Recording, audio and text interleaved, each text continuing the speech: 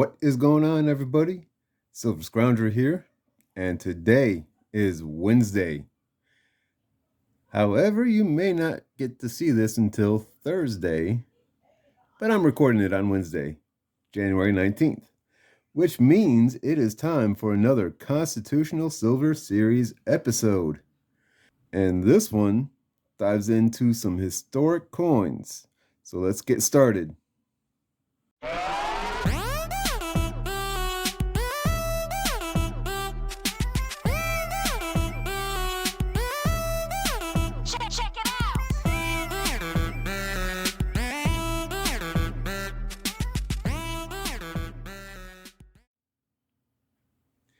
So far in this series, we've covered the silver dimes, quarters, and half dollars.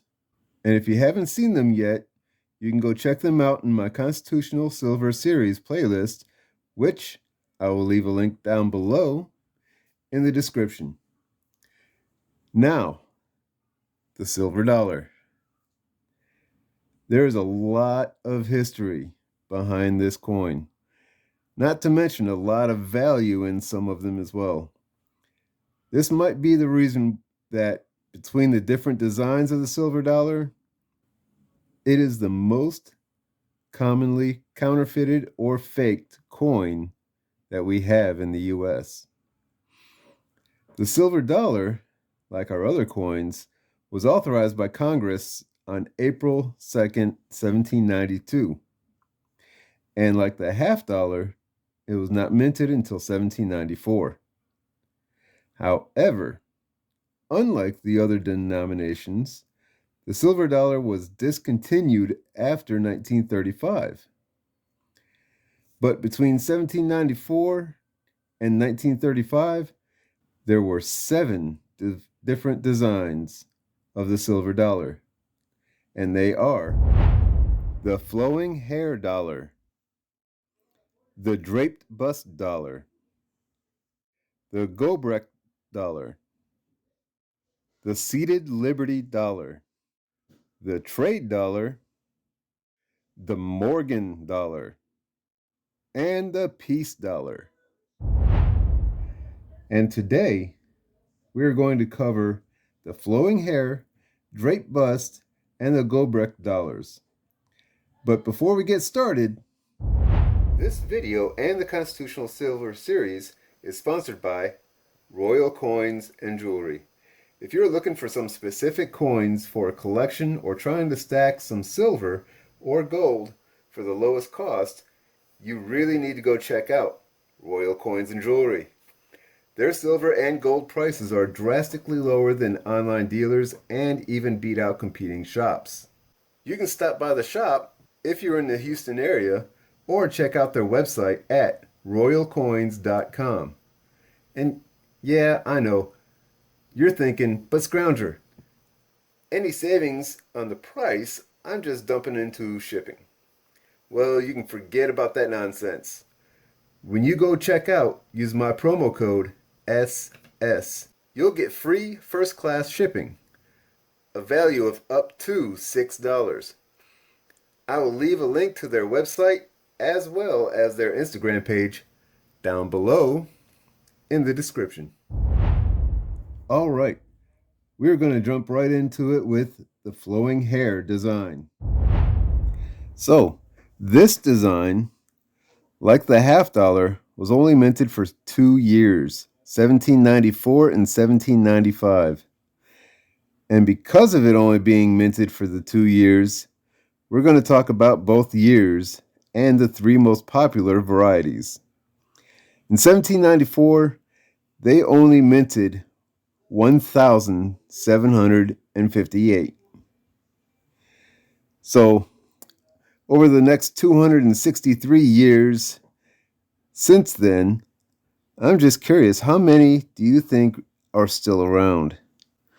The curiosity to that answer is part of why one of these coins in just about the lowest grade of an AG3 can be worth $40,000. Even more crazy, there was one that was graded MS66 plus, That's a really, really high grade for a coin this old. But one in MS66 Plus sold at auction back in September of 2015 for nearly $5 million. If you think that is crazy, hold on to your sanity for a minute. There is one known as a silver plug. It is believed that when a planchet was underweight, they drilled out the center and then plugged it with the needed amount of weight in silver. Once the coin was struck, that silver plug was forever fused with that coin. And because of the difference in silver content in that plug, there would be a different discoloration in that area. It would wear a little bit different, it would tone a little different than the rest of the coin, and that's how you'd be able to tell if it was a silver plug coin or not. And the only known example of a 1794 silver plug sold at auction in January of 2013 for an incredible $10 million. The 1795 doesn't come close to the same price.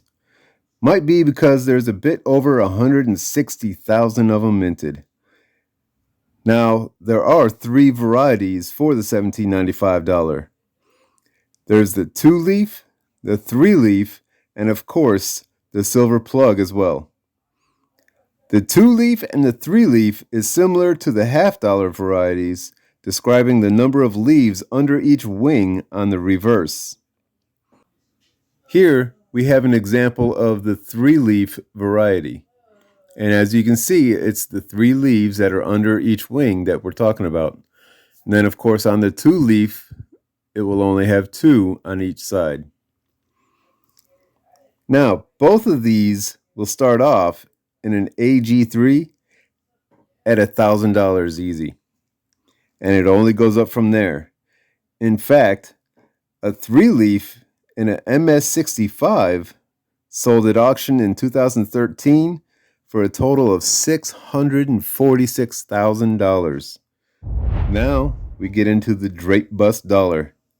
And unlike all the other Drape Bus coins, which started in 1796, the dollar actually started minting in 1795 and continued through 1803. Oddly enough, all of these seem to have a very similar going price of around about $850 to $1,000 in an AG condition. They stay pretty steady all the way through, all the way up to MS condition, not too far apart from each other. Even between the small eagle and heraldic eagle reverse, which you see the different examples here, the small eagle is on the bottom and the heraldic eagle is on the top. Now, for some reason, the silver dollar minting was halted until 1831, but plans were not put into play to resume the minting process until 1835, which led to the Gobrecht Dollar. The Goldbreck Dollar, which you see here, had a few different designs, a few different die rotations, and all kinds of things going on with it. It only ran for 4 years from 1836 to 1839, and there were only a few hundred struck for each year, and go for anywhere from $12,000 to $15,000 in a VF condition. So they're not very common, and they get a pretty good price for them. And if you happen to notice, they have a very similar obverse design to the seated liberties. All right. So there you are, the first 3 designs of the silver dollar. Something of a wish list for blue-collar working people with the values they carry. But you never know what you might come across. Now, next week, we're going to talk about the seated liberty and trade dollars. That one should be a good time. Speaking of a good time, the Houston Money Show is going down this weekend. I'm really looking forward to seeing what it has to offer. I'm also hoping to do some recording, maybe of a couple of deals I hope to make, and get in a few question and answers with Blake, who's the owner of Royal Coin and Jewelry, who's also the sponsor for my channel. I'm also hoping to run into Drew with Acousha Collectibles, and we'll see if we can talk a little shop with him as well. Get a couple of questions and answers out of him maybe. But if you are able to make it out there this weekend, it should be a great show. Hopefully I'll have some content for Silver Sunday, but until then, this is Silver Scrounger saying thanks for watching and keep on stacking. I want to thank everyone for watching my video. It is greatly appreciated. If you enjoyed it, found it informative or entertaining, please hit that thumbs up button by liking the video. Also comment on what you think about anything discussed. I'm always interested to hear other people's thoughts. Until next time, this is Silver Scrounger saying thanks for watching and keep on stacking.